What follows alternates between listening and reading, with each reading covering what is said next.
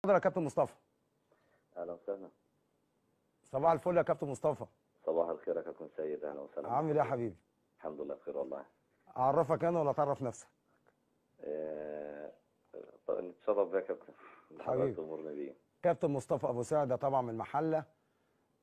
معد بدني، حابب شغلته ان هو يكون معد بدني، وفي طريقه ان شاء الله يكون مخطط احمال. من احسن الناس اللي اشتغلت معايا في فرقتي 2003 2005 السنه اللي فاتت في طميه الفيوم. كابتن مصطفى ابو سعده حقيقي من الناس اللي بيحب شغله قوي. انا كنت بقعد احط رجلي، هو شغال، يقول لي يا كابتن سيد ليك شغلك كوره وانا ليا شغل بدني. فكنت بقعد اتفرج عليه وكنت بتعلم منه وكنت مستمتع به. حقيقي شرفتني طبعا. انا ما انساش شرفت طبعا انا كابتن احمد خالد، طبعا نجم المحله. ده اخويا كبير. وسلام يا جماعه. اتفضل يا كابتن أولا مصطفى، اتفضل. اولا حابب اشكرك يا كابتن سيد، اهلا وسهلا بحضرتك والساده حبيبي المشاهدين والمستمعين.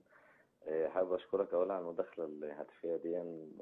وبصراحه احب اشكرك واذكر ان انا شرفت بالعمل مع حضرتك في الموسم السابق فعلا زي ما حضرتك ذكرت سابقا. بناء طمية الفيوم كمعد بدني، وكانت من امتع المواسم اللي اشتغلت فيها مع حضرتك. الحمد لله. انا حاليا معد بدني فريق 2005 النادي المصري القاهري بقياده طبعا الكابتن احمد عبد العال غني عن التعريف المدير في الفني. الساحل. شرفت جدا بالمداخله الهاتفيه مع حضرتك.